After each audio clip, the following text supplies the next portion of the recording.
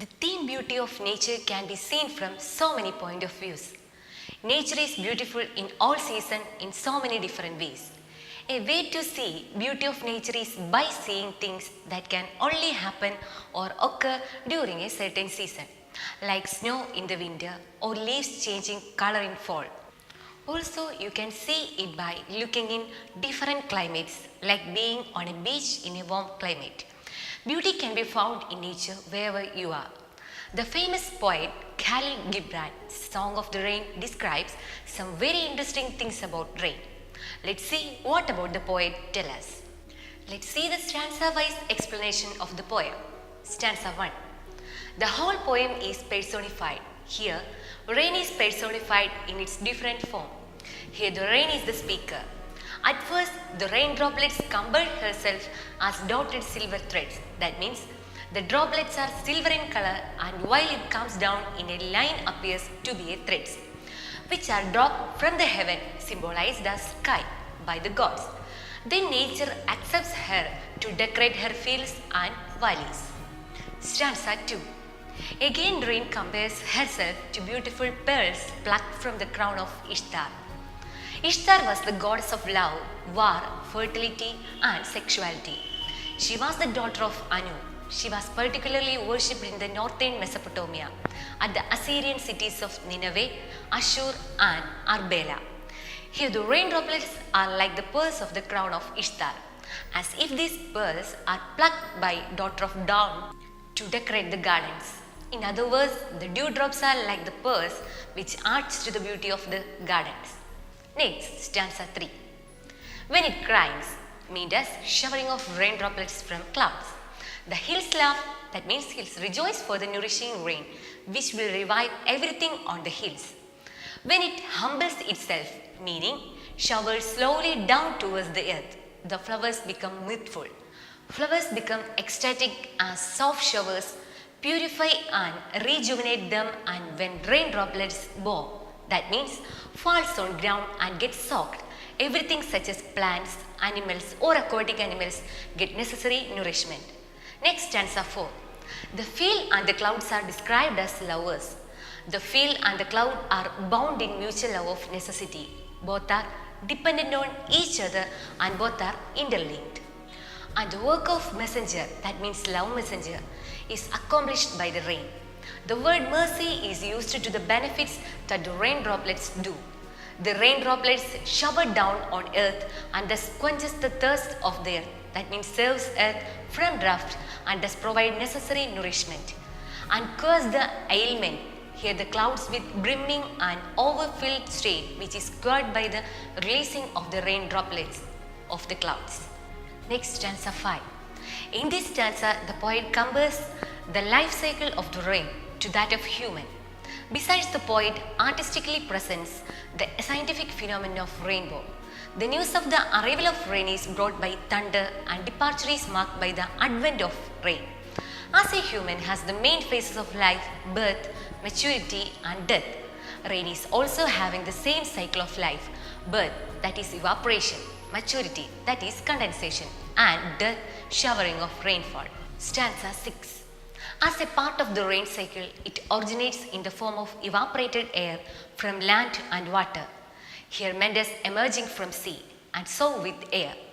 When there is any need of field for nourishment, rain droplets come down and embrace, that means abundant shower covering every nook and corner. The flowers and plants in million little droplets. Stanza 7. Here the poet declares the sound of the rain droplets of song. At the outset he says how rain gently falls on, that means touch, window panes, and the sound, that is here song, is like welcome song. He further goes on stating that the sound droplets could be heard as song, and this is possible to the people of aesthetic sensibility, the sensitive people. To begin at the feet of mud elements, that means the poet might have meant the liquid and vapor in cloud, which is filled with carbon, calcium, sodium, chlorine, and thus under these mud elements rain is born and dies under the uprising doings of death. That means uprise doing is meant as strong wind which blows the cloud away when the cloud becomes light after rainfall. Next one, stanza 8. The rain says its droplets trickle down the window pane softly and every being welcome its arrival.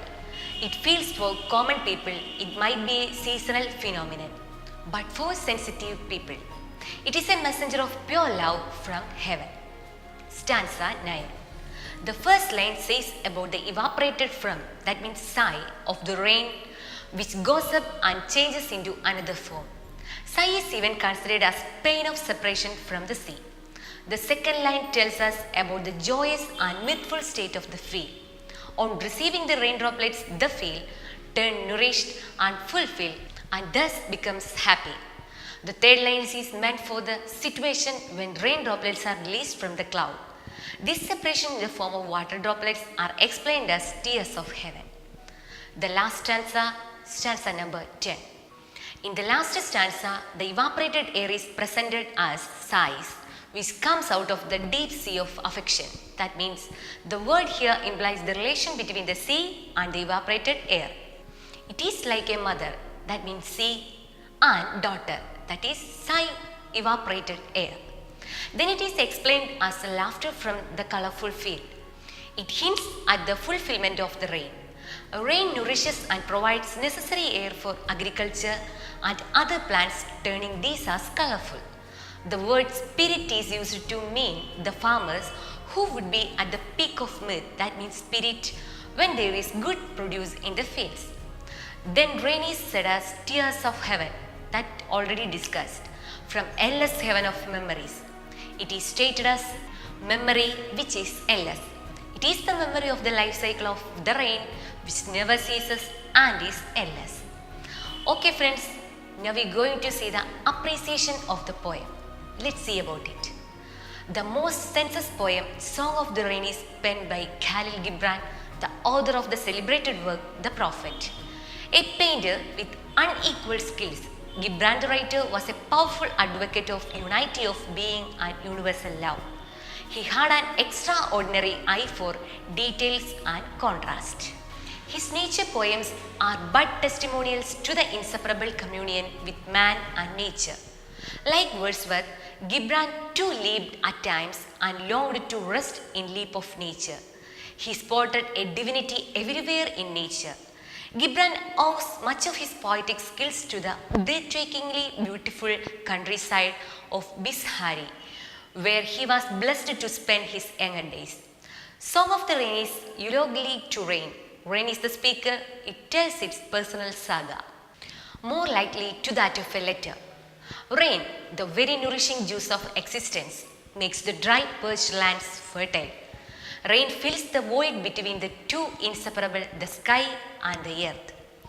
Rain adds beauty, color, vibrancy and vigor to all the living things. Rain represents life itself. Just as we mortals are made up of the 5 elements, rain too comes from the elements and goes back to it, completing the cycle of birth and death.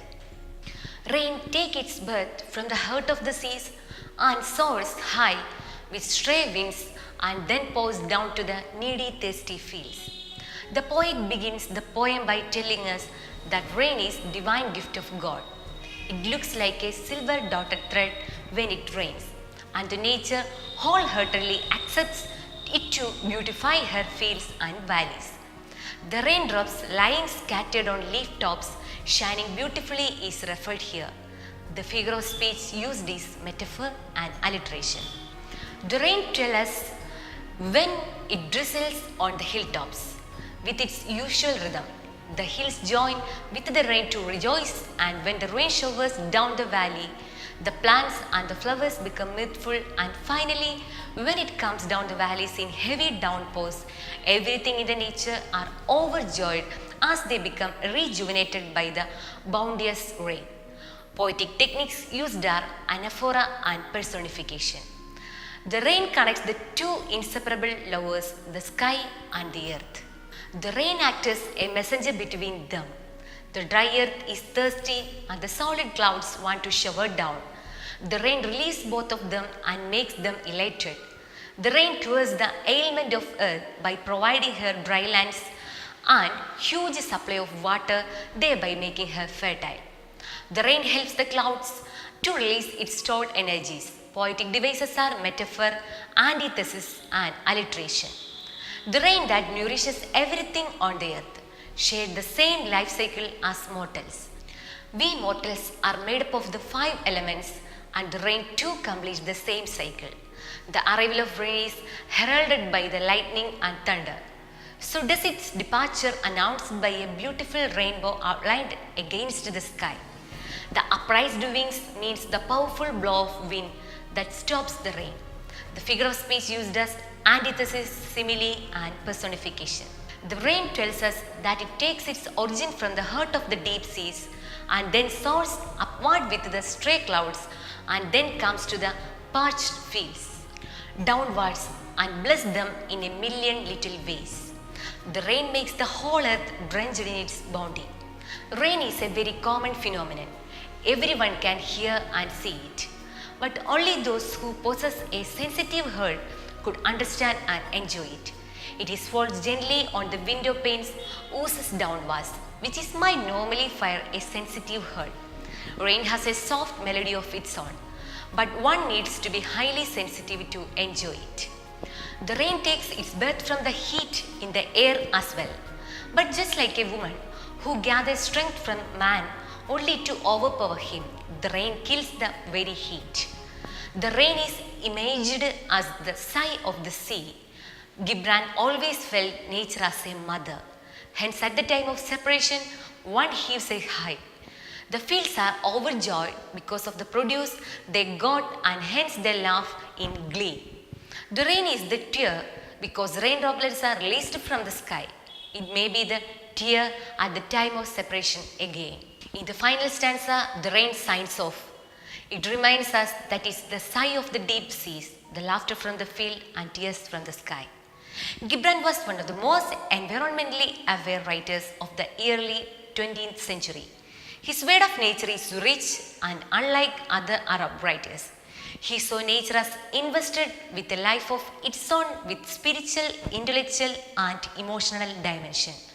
The ancient cedars, the magnificent valleys, the myriad streams, rivulets, and waterfalls, and the awe-inspiring mountain fired the mind of Gibran and resulted in highly sensuous nature's poems. Okay friends, I hope all of you enjoyed the poem The Song of the Rain by Khalil Gibran. We will meet again with another chapter through another video. Till that, goodbye.